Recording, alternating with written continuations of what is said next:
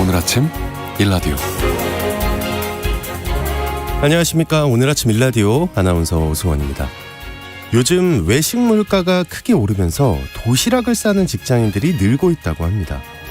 점심값이 10,000원을 훌쩍 넘기도 하니까 짠테크 차원에서 도시락을 싸거나 편의점 도시락을 많이 이용한다고 하는데요. 가정의 달을 맞아서 이런 외식비 걱정이 더 커지고 있습니다. 이달 들어서자마자 호텔 업계가 약 10%가량 가격을 일제히 인상하기 시작해서 외식업계의 가격 인상 움직임이 계속 이어질 것으로 보이는데요. 3, 4인 가구가 삼겹살이나 치킨만 먹어도 돈 10만 원이 될 정도로 부담이 크다 보니까 어린이날, 어버이날, 부부의 날, 연휴 좋은 날은 많은데 어디 하나 예약 잡기가 참 고민스러운 상황이 좀 답답하게 느껴지죠. 그렇다고 집에서 해먹으면 좀 저렴하냐 하면 사 먹으나 해 먹으나 마찬가지라고 하니까요. 이 먹는 것에서 느껴지는 고물가의 현실을 어떻게 잘 관리할 것인지 경제적 지혜가 더 중요하게 느껴지는 가정의 달인 것 같습니다. 5월 2일 화요일 오늘 아침 일라디오 출발합니다.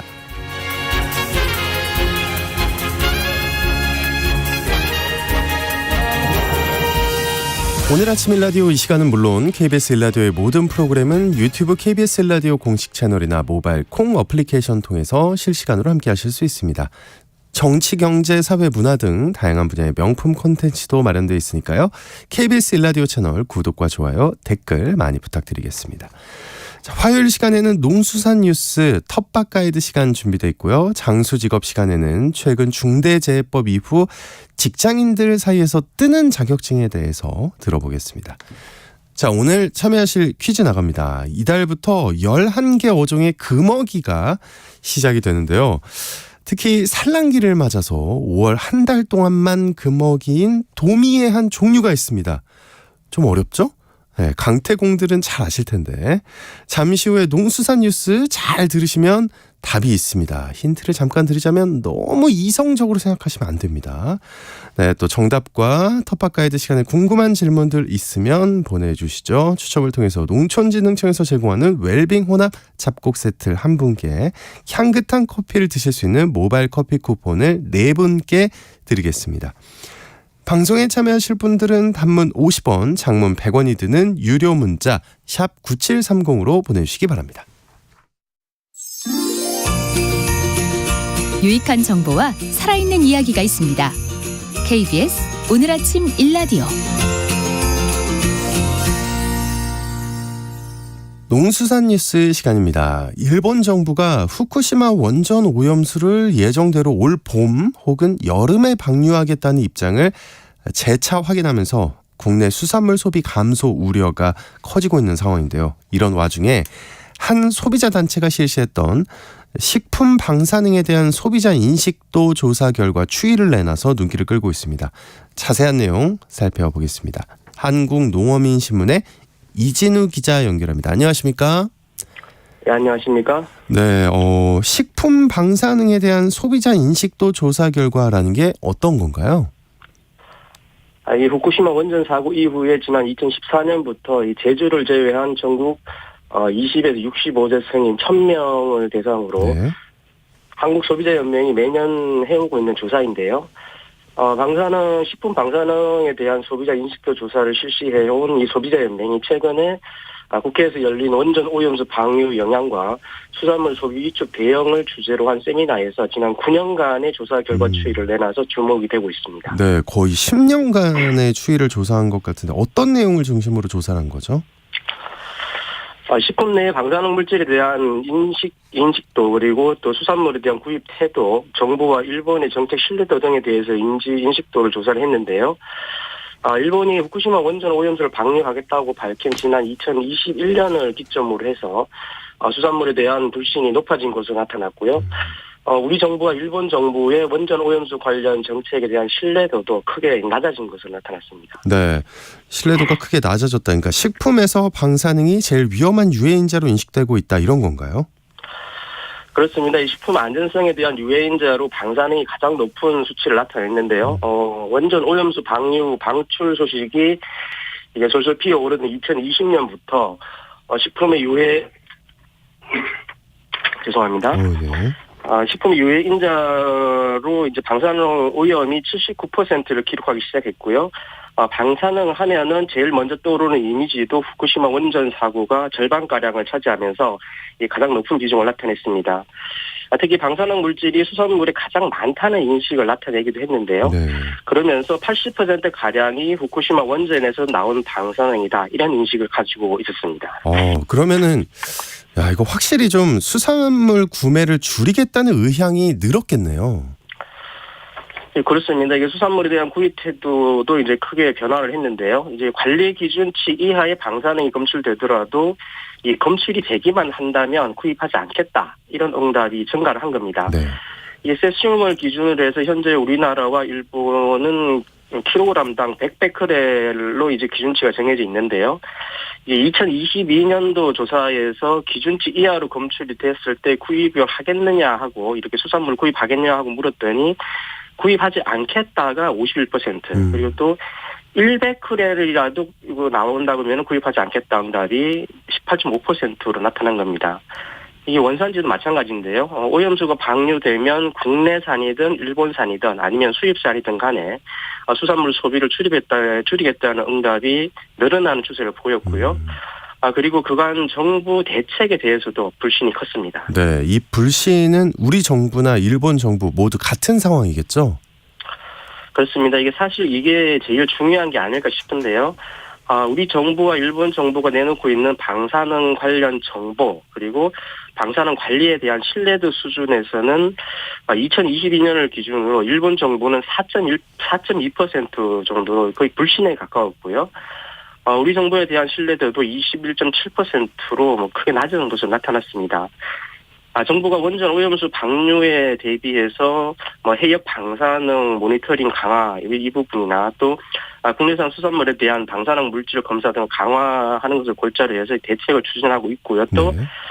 최근에는 국민이 직접 수산물을 대상으로 방사능 검사를 신청할 수 있도록 국민 신청 수산물 방사능 검사 게시판 이런 제목의 시범 사업까지 지금 하고 있는 상황인데요. 이 같은 국민의 불안감을 이런 것으로 좀 해소할 수 있을지 지금 의문이 드는 대목입니다. 네. 국회 입법조사처에서 후쿠시마 원전 오염수 방류로 우려되는 어민과 수산업 전후방 피해 대책으로 특별법 제정을 제안했다고요?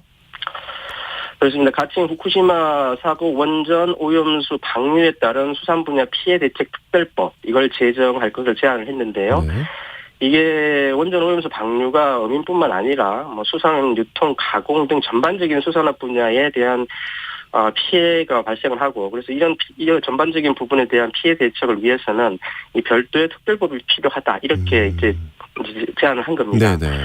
근데 원래 이제 해양수산부가 마련한 원전 오염수 대응 예산이 총 3,690억 원 정도 가량인데요. 이게 전년에 대비해서 약 130% 늘어나기는 했습니다. 하지만 전체 수산물 생산 규모가 약 380만 톤 정도 된다는 점을 감안을 하면 이게 실효성이 확보되겠느냐 하는 것입니다. 특히 지난 2014년 10월에 해양수산부가 작성한 일본 방사능 유출이 국내 수산업에 미치는 영향 이런 제목의 보고서가 있는데요. 이 보고서에 따르면은 피해액이 약 6,500억 원 정도에서 1조 5,200억 원 정도로 추정이 된다 이런 내용이 포함되어 있기도 합니다. 네. 다른 소식도 보겠습니다. 낚시 인구 1000만 시대라고 하는데 레저로 낚시를 하시는 청취자분들 아주 주의 깊게 들으셔야 될 소식인 것 같은데 이달부터 한 달간 감성돔 금어기가 시행된다는 소식이죠? 그렇습니다. 이 갯바위 낚시나 선상 낚시 등을 다 포함해서 이제 모두의 최고 인기 어종이 사실 요즘은 감성돔인데요. 네.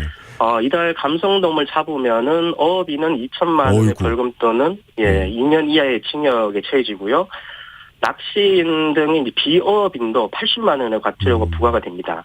이 5월 달이 감성돔 산란기이기 때문인데요. 그래서 수산자원관리법에 따라서 5월 1일부터 31일까지 감성돔을 대상으로 한 금어기가 시행이 됩니다. 네, 감성돔만 금어기에 들어가는 건가요?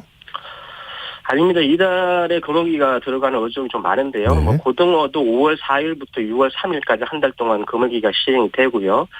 이 외에 삼치, 전어, 대하, 참문어, 감태, 말쥐치, 곰피, 대왕 등과 같은 7종의 수산생물에 대한 금어기도 5월부터 시작이 됩니다. 이 금어기를 위반한 경우에는 앞서 말씀드린 것처럼 처벌을 받게 된다는 사실을 좀 기억을 해주시고요. 금어기와 금지체장에 대한 자세한 내용은 국가법령정보센터에서 수산자원관리법 시행령을 통해서 확인을 하실 수 있습니다. 네, 알겠습니다. 농수산 뉴스 지금까지 한국농어민신문의 이진우 기자와 함께했습니다. 오늘 고맙습니다. 감사합니다.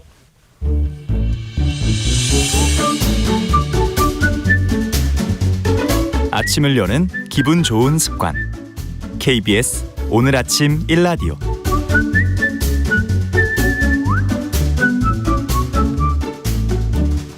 네, 직장은 나와도 평생 직업이 필요한 시대를 위한 장수 직업 시간입니다. 퇴근 후에 독서실로 향하는 직장인이 많다고 하는데요. 최근 주목할 현상은 중대재해법 시행 이후에 안전관리 자격증 취득이 늘고 있다고 합니다. 어떤 자격증들이 전망이 좋은지 커리어비전의 최진희 대표님과 얘기해 보겠습니다. 안녕하십니까? 네, 안녕하세요. 네, 자격증에 요즘도 관심이 많나 봐요. 네, 아주 많습니다. 취업포털 사람인에 의하면 직장인 5명 중에 3명이 자기 개발을 하고 있다고 합니다. 저는 그 나머지 2명인가 봐요. 저도 자기 개발 많이 하고 있는데요. 네. 아무래도 자기 개발 중에서 업무 관련 자격증 취득을 하고 있는 경우가 가장 많았습니다. 자기 개발하는 이유는 코로나19 이후로 우리가 이제 폐업하는 회사들도 많고 구조조정하는 회사들도 좀 많았잖아요. 그러다 보니까 현장에서 그 인력 감축하는 걸 절실하게 본 거죠. 이래선 안 되겠다. 뭔가 대비를 해야겠다라는 생각으로 자기 개발하는 사람들이 더 많이 늘어난 거고요. 네. 그중에서도 그래도 자격증 하나 갖고 있으면 좀 든든하지 않겠어? 이렇게 생각하다 보니까 자격증, 직장인들 중에서 자격증 응시율이 많이 늘어나고 있고요. 실제 국가 기술 자격 응시자 중에 직장인 비중이 34.8%로 기록 이후에 가장 높다라고 합니다. 더 놀라운 건 우리가 보통 자격증 따려면 학원이나 뭐 학교에서 따잖아요. 그런데 이분들은 학교나 학원에서 다닌 것도 아니고 혼자 스스로 온라인 보면서 독학하면서 요즘 커뮤니티도 있으니까 그들을 통해서 정보 공유하면서 그렇게 공부를 한다고 합니다. 네. 그거 보면 자격증이나 공부는 뭔가 환경보다는 의지인 것 같아요. 그 사람이 갖고자 하는 무조건이죠, 의지. 사실. 네. 네. 그리고 이제 그런 생각도 들 거예요. 이제 직장인 정도 되면은 얼마나 학원을 오래 다녔겠습니까? 그렇죠. 좀 이제 안 다닐 때도 됐죠. 스스로 할 때가 됐죠. 네. 자격증이 근데 워낙 많잖아요. 네네. 근데 그 중에서도 요즘은 좀 어떤 자격증이 인기가 있는지 궁금하네요. 오늘 말씀드리는 이 자격증은 교육만 받으면 딸 수 있는 민간 자격증도 많잖아요. 네. 민간 자격증은 아니고 실제로 필기 시험이라던가 아니면 때로는 실기까지 봐야만 딸 수 있는 국가 자격증에 한해서 알려드리도록 하겠습니다. 먼저 가장 많이 따는 국가 자격증으로는 아무래도 우리가 알고 있는 이제 운전면허증. 저 1종 따려고 아주 노력했습니다. 2종 아니고 1종. 1종 따였습니까? 네, 네. 많이 힘들었습니다. 대단하십니다. 예. 이 운전면허증을 제외한 자격증 중에는 1위가 바로 컴퓨터 활용 능력 1급과 2급이었습니다. 그래서 1, 2위가 다 이 컴퓨터 활용 능력이라는 건 보통 우리가 국가기관이나 아니면 취업에 있어서 가산점을 주는 항목 중에 하나가 바로 이 컴퓨터 활용 능력입니다. 네. 그러다 보니까 아무래도 가장 많은 지원을 하고 가장 많이 따고 있는 것 같습니다. 여기 KBS 들어오실 때 KBS 한국어 능력시험 봤죠, 저는. 봤죠. 그렇죠. 네. 그렇게 가산점 주는 것처럼 네. 기업마다 그런 요건이 있기 때문에 그래서 많이 몰리고 있는 것 같습니다. 3위는 지게차 운전 기능사이고요. 지게차 운전. 네네. 5, 60대에서는 가장 많이 따고 있는 게 이 지게차입니다. 원래 3위가 한식조리사였는데 지게차가 그 한식조리사를 이겼습니다. 그래요? 코로나19 네. 이후에는 오히려 지게차 운전 기능사가 3위를 차지할 정도였고요. 전망이 괜찮은가 보네요, 이게. 아무래도 기술을 좀 갖고 있고 물류 쪽도 많다 보니까 이제 지게차 쪽으로 몰리고 있고요. 네. 신중년이라던가 우리가 베이비부머 세대들 그분들이 나오셔서 들어서 뭔가에 기술을 배우려고 하다 보니까 한식조리사보다는 지게차 쪽으로 더 많이 몰리신 것 같습니다. 네. 그리고 뭐 4위는 한식 조리 기능사고요. 5위는 정보 처리 기사, 그리고 6위부터는 뭐 워드 프로세스 아니면 굴착기 운전 기능사, 전기 기사, 미용사, 마지막으로 제과 기능사 순으로 많이 취득을 하고 있습니다. 네, 지금 10위까지를 봤는데 이 중에서 어떤 자격증을 주로 따고 있나요? 직장인들이 주로 따는 자격증은 이 10위 안에는 들어있지 않습니다. 그래요 또? 네. 왜냐하면 중대재해법 이후에 안전 관련 자격증을 직장인들이 많이 따고 있기 때문인데요. 그 기존보다 직장인 응시자가 한 3배 정도 늘었다고 합니다. 안전 관련 자격증 전체 응시자 중에서 60%가 직장인이라고 하니까 대단하죠. 네. 최근 10년 동안 직장인 응시 인원의 직장인들이 자격증을 따는 건 평균적으로 한 5.3% 증가율을 했는데 이 안전 관련 자격증은 12.5%로 증가율이 두 배 이상. 2배 네, 이상 네. 되는 증가폭을 보이고 있습니다. 이렇게 응시자가 늘어난 종목에 공통점이 있다면 있을 것 같은데 뭐라고 봐야 될까요? 아무래도 법으로 정하면 많이 늘어나는 것 필요해지는. 같습니다. 그렇죠. 네네. 관련 법령에서 영업의 허가라든가 인가, 등록 또는 면허 등의 형태로 국가기술 자격 취득자를 우대하도록 규정하고 있기 때문입니다. 예를 들자면 2020년도 4월에 시행된 기계설비법이 있거든요. 네. 이는 뭐 건축물 등에 설치된 기계 설비 관리를 위해서는 반드시 기계 설비 유지 관리자를 선임하도록 규정이 되어 있고요. 작년 2022년 1월에 시행된 중대재해처벌법도 안전보건관리 책임자를 선임을 의무화하고 있다 보니까 네. 기업이나 기관 등에서 기계 설비라든가 안전 관련 자격증 소지자를 우대하는 분위기가 짙어지고 있고요. 그래서 직장인들이 더 많은 관심을 보이고 있습니다. 실제 현장에 가보면 뭐 산업안전보건법이라든가 연구실 안전법 등 이 안전관리자를 선임하는 경우가 있는데요. 이 선임 자격을 갖추려면 학교 전공을 하고 무조건 현장에서 근무했다고 해서 선임자가 되는 게 아니라 자격증이 있어야 됩니다. 그러다 보니까 일선에서 근무하고 계신 분들도 이 자격증을 따기 위해서 더 많이 지원을 하고 계신 걸로 보입니다. 경력도 있어야 되고, 그렇군요. 이 중대재해처벌법이 확실히 좀 자격증 취득에 많은 영향을 미치고 있었네요. 그렇죠. 많은 영향을 미치고 있습니다. 네네. 2022년 1월에 중대재해처벌법이 시행되면서 현장 안전관리자 수요가 급증을 하고 있습니다. 한국산업인력공단이 2022년 국가기술자격 통계 연보에 따르면 네. 건설안전기사 필기시험에 응시한 사람은 지난해 17,526명으로 전년 대비해서 약 41.46%가 증가를 했고요. 네. 산업안전기사 필기시험 역시 23.63%로 늘어났다고 합니다. 이 중대재해처벌법은 사업장에서 근무 도중에 산업재해가 발생해 중대한 인명피해가 발생할 경우에 사업주를 대상으로 책임을 묻고 또 형사처벌까지 강화하는 법안을 말하는데요.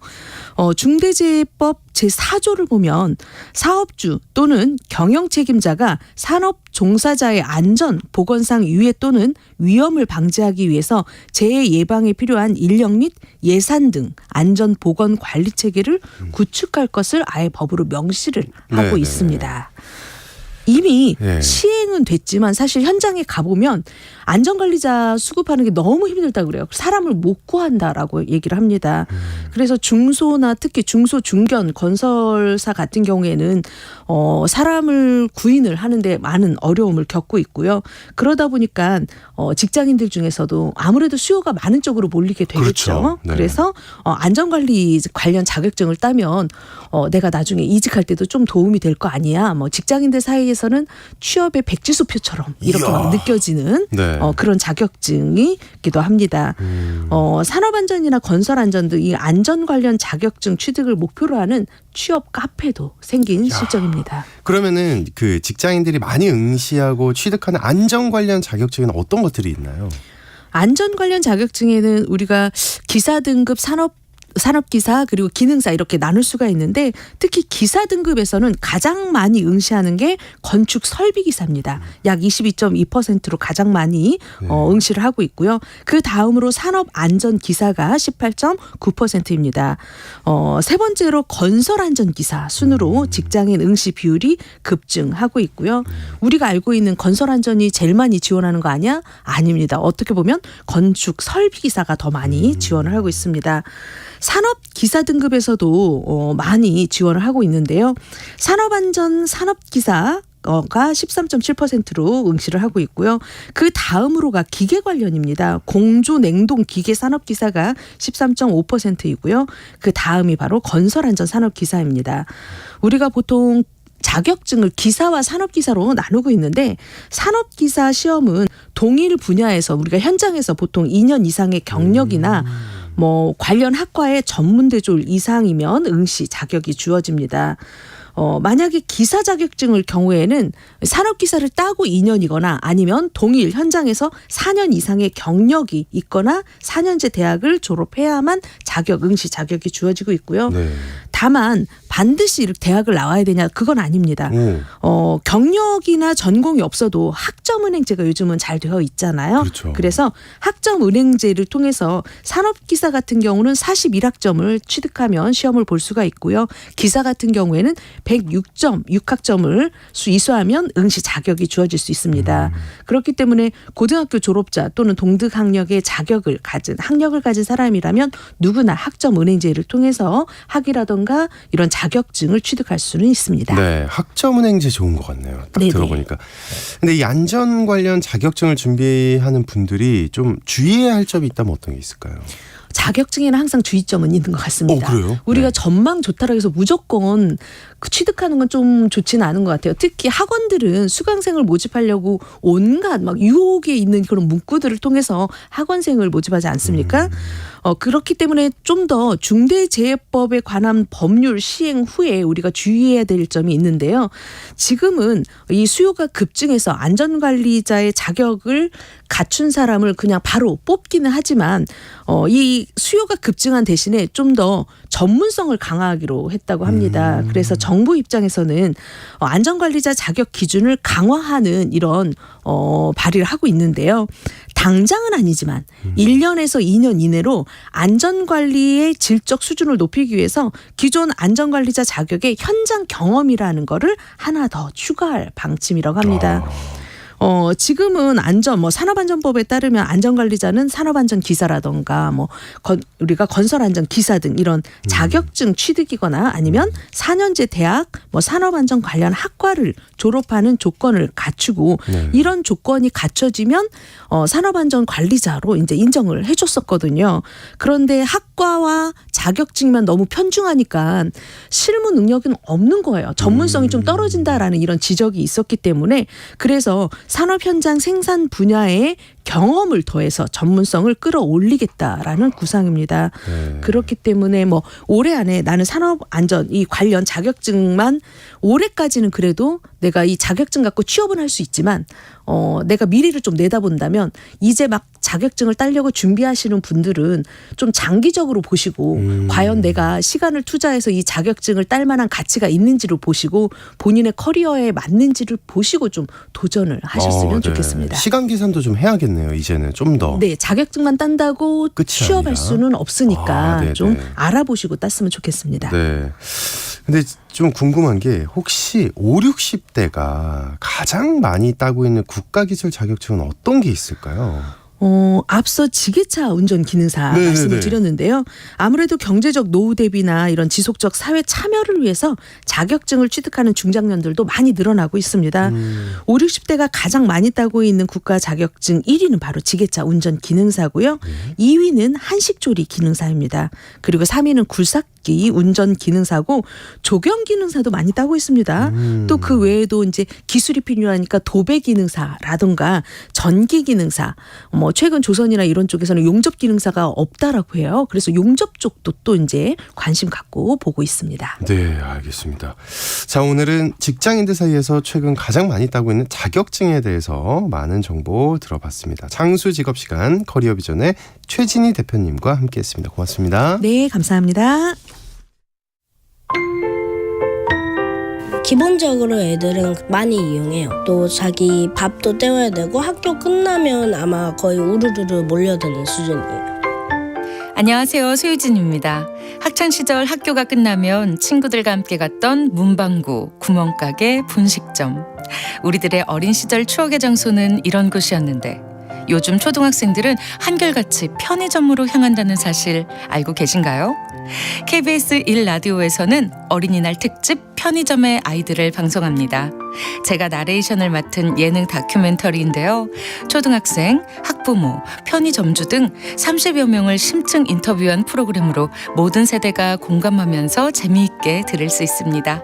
오는 5월 5일 금요일 어린이날 오전 11시 5분에 방송되니까 많이 들어주세요.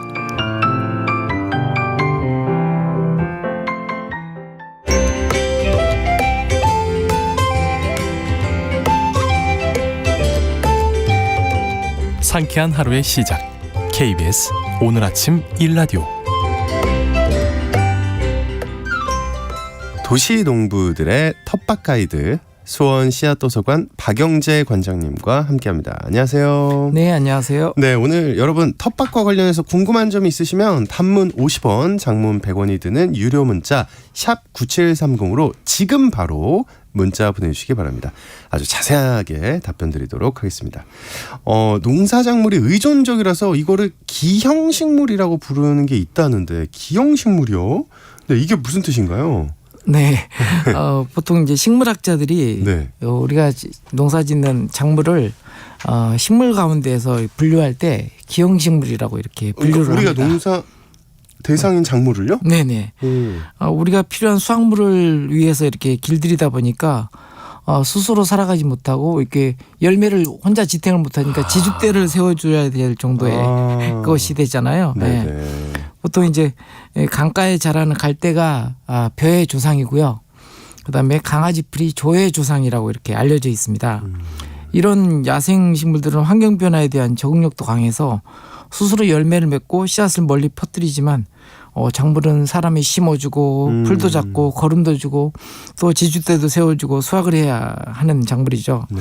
그래서 어쩌면 또 작물의 반대로 작물의 입장에서는 가장 지혜로운 고등동물인 이제 인간을 이용해서 생명을 유지하는 전략을 사용한다고 봐도 되겠죠. 이게 관점을 바꾸니까 되게 재밌네요. 네. 이 작물들을 위해서 지금은 뭘 해줘야 할까요? 그러면 순지르기의 잎정리라는 작업을 해줘야 하는데요. 텃밭 농사에서도 가장 고급 기술에 해당됩니다. 그래서 이걸 잘 마스터하신 분들은 정말 귀농해도 될 정도로 훌륭한 네. 기술인데요. 네. 겨순을 잘라주는 작물은 고추, 가지, 토마토와 같은 가지과 작물에 해당하고요. 특히 이제 고추와 가지는 자연스럽게 형성되는 가지 밑에 달린 겨순을 따줘서 성장을 도모하게 되고요. 네. 토마토는 한 줄기로 이렇게 지주대를 세워서 키워야 하기 때문에 계속해서 이 겨순을 따줘야 합니다. 계속해서 따줘야 된다 그러셨는데 네. 그러면은 이걸 그냥 두면 어떻게 되는 겁니까? 겨순은? 겨순은 줄기에서 나오는 잎 겨드랑이에서 이렇게 나오는 새로운 순을 얘기하는데요. 이런 겨순은 나무로 치면은 가지를 뻗는 것에 해당합니다. 네, 그래서 고추나 가지는 너무 낮은 곳에서 이렇게 가지가 형성이 되면 네. 열매를 달게 되면 이게 땅에 끌리잖아요. 네, 그래서 따줘야 하고요. 토마토는 또 자라는 내내 이렇게 겨순이 계속 나오기 때문에 줄기가 약해서 열매가 이렇게 꺾이거나 열매가 무거우니까 끌리거나 이제 꺾이기 때문에 여러 가지 열매를 달면 열매도 또 작아지기도 하고요. 맛도 떨어집니다. 그래서 재배 기간 내내 한 줄기로 키우기 위해서 겨순을 계속 따주기를 해야 합니다. 그러면 겨순만 계속 따주면 되는 겁니까? 이렇게 순지를 하면서 또 이제 아래쪽에서 처음 달리는 열매도 따줍니다. 초기에 생기는 열매는 보통 이제 영양분을 너무 많이 가져가기 때문에 그래서 초기에는 이제 성장을 좀 시켜야 되거든요. 네. 그래서 이제 성장을 위해서 초기에 달린 열매도 좀 솎아주는 작업을 해야 되고요. 또 잎에서 만들어낸 설탕이 여러 곳으로 분산되는 것을 또 막는 역할도 해서요. 성장도 촉진되고 그다음에 생산이 많아진 설탕이 이제 꽃을 맺고 열매를 맺는 시기로 이렇게 돌입을 하게 됩니다. 그러면 이파리가 무성해지는 건 어떻습니까? 이게 햇볕을 가리거나 할 경우도 있을 것 같은데. 네. 햇볕을 가리거나 하는 경우도 있지만 보통 순지리기는 통풍을 좀 원활하게 해서요. 또 질병이나 해충을 예방하는 효과도 있고요. 또 모든 잎들이 골고루 햇빛을 받을 수 있도록 해서 열매가 잘 달리고 또 많이 달릴 수 있도록 하기도 합니다. 그래서 이맘때 순지리기는 겨순을 따주는 것도 있지만 잎들을 어느 정도 이렇게 정리해주는 작업도 병행을 하게 되는데요. 잎들은 그 위치에 따라서 역할이 구분되어 있어요. 또 역할이 있어요. 네. 위에 새로 돋아나온 잎들은 이제 성장을 촉진하는 데 양분을 보내고요. 그다음에 아래에 분포하는 잎들은 뿌리 성장을 지원하는. 이야. 그리고 과학적이네요. 네. 그리고 이제 중간에 있는 잎들은 열매를 키우는 역할을 합니다. 네. 하지만 이제 작물이 그 열매를 달 때쯤이면 또 아래쪽에 있는 잎들은 햇볕을 충분히 받을 수 없을 뿐만 아니라 오히려 양분을 이렇게 빼앗아가는 역할을 하게 돼요. 그래서 토마토를 예를 들면 꽃이 피고 있는 아래쪽 잎들은 도톰해지면서 아래로 이렇게 처지기 시작합니다. 이런 잎들도 따주어야 열매가 많이 그리고 충실하게 있게 됩니다. 네. 우리 토마토는 열매를 맺는 동안에도 이렇게 겨순이 지속적으로 만들어지고 또 잎과 줄기 사이에 생기는 겨순뿐만 아니라 심지어 잎 사이 끝에 이제 겨순이 또 달리기도 하고요. 열매를 맺는 송이 끝에도 달립니다. 이제는 이제 잎이나 겨순이나 모두 이제 튼실하게 나오기 때문에 또 손으로 이렇게 자르기에는 오히려 가지가 꺾이는 경우도 있어서 이때쯤에는 이제 겨순이나 잎 정리를 가위를 이용해서 이렇게 정리를 해줘야 합니다. 네. 근데 적심이라는 것도 있다고 들었는데 적심 이거는 뭔가요? 순지리기 중에서 또 겨순과 다르게 정확하게는 정반대의 경우인데요. 네. 가지를 유도하는 겁니다. 이런 경우는. 네. 가지를 유도해요. 네네. 네, 아욱과 쑥갓 그리고 이제 바질과 같은 작물들인데요. 끝에 있는 순을 잘라줍니다. 근데 잘라준다는 개념보다는 오히려 이제 수확한다라고 보는 게 맞아요. 이 부분을 우리가 소비를 하거든요. 네. 이렇게 고갱이를 이제 잘라주면 겨순이 또 성장을 해서 가지를 많이 뻗어나가고요. 그래서 따라서 이렇게 순들이 다양하게 많이 생산이 되게 됩니다. 이렇게 계속 수확을 하다 보면 수확량을 늘려갈 수가 있고요. 네. 이 작업을 하지 않으면 끝 고갱이에서 꽃이 피어버려요. 그럼 끝나는 거죠. 네, 그러면 이제 수확할 수 있는 잎들이 이제 적어지겠죠. 이런 적심 작업은 잎을 수확하는 들깨나 또 결실을 많이 보기 위한 콩과 같은 작물에서도 콩꽃이 피기 전에 이렇게 이루어져서 가지를 많이 유도해서 수확량을 늘리는 그런 작업이기도 합니다. 네. 가장 근데 정리하기 힘든 거는 줄기 부분이라고 들었습니다. 네. 네. 순지르기 중에서 가장 난이도가 높은 것이 이런 참외, 수박, 오이와 같은 박과 작물입니다. 네. 네. 이런 줄기 정리는 또 작물마다 방법이 다 다르기 때문에 다음 기회에 한번 또 이런 기회가 있을 때 말씀을 드리도록 하고요. 정말 고난이도의 기술이기 때문에 많이 실습해보고 네. 여러 시도를 해서 마스터해 보시기 바랍니다. 알겠습니다. 자, 질문들이 많이 들어와 있는데요. 질문 좀 보겠습니다. 3186님이 혹시 옛날 조선고추라 불리는 씨앗을 구할 수 있나요? 이렇게 보내주셔서 조선고추? 네, 예. 조선고추일 거예요. 아마. 조선이 네, 그렇죠. 네. 전 또 뭐가 있는 줄 알았어요. 네. 네. 네, 보통 이제 토종고추를 네. 토종고추나 이런 것을 이제 토종 작물을 이름이 없을 때 이제 보통 앞에다가 붙이는 게 조선이거든요. 네. 그래서 아마 지역 그 인근 지역에 씨앗 도서관이 있으면 씨앗 도서관에 문의를 하시면 아마 토종고추는 한 50여 종류가 있거든요. 토종고추도 그 중에서 이제 원하는 것을 아마 이렇게 분양받으실 수 있을 겁니다. 야, 그렇게 종류가 많았습니까? 네. 네. 6523님이 엊그제 완두콩 3주를 심었는데 지지대 끝으로 오이를 심었는데 괜찮을까요? 이렇게 보내셨어요. 네. 아마 이제 그 지지대를 이렇게 세워서 이제 그 완두콩을 유인을 했는데 그 끝자락에다가 이제 아마 오이를 심으셨나 봐요. 근데 이제 사실은 이제 넝쿨을 지고 이렇게 올라가기 때문에 상관은 없는데 아마 오이가 먼저 성장을 하게 되면 완두콩에 아무튼 이렇게 그늘을 제공한다든지 좀 방해를 할 것 같긴 하네요. 네. 그리 썩 좋지는 않을 것 같다. 네. 그죠? 8937님, 관장님, 옥수수 씨앗을 심어 키운 옥수수랑 모종을 심어 키운 옥수수랑 어떤 차이가 있나요? 라고 보내주셨어요. 제가 해봤는데요. 네. 해보셨어요? 네. 씨로 심은 옥수수가 키가 훨씬 더 크더라고요. 네.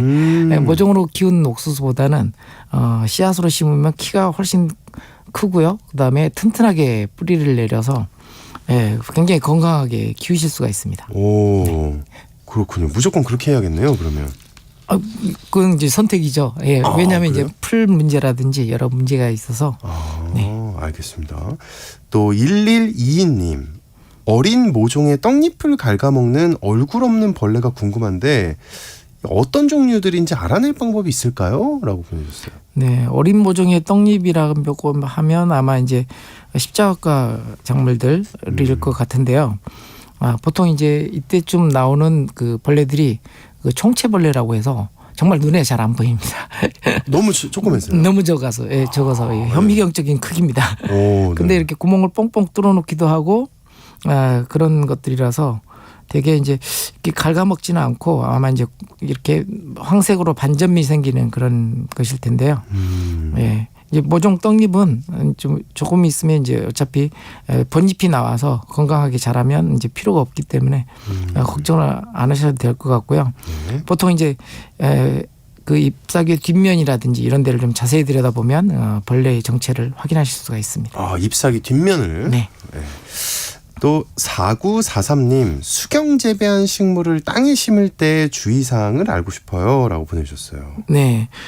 아마 이제 수경 재배하시다가 그걸 다시 이제 노지에다 이렇게 옮겨 심으실 모양인데요.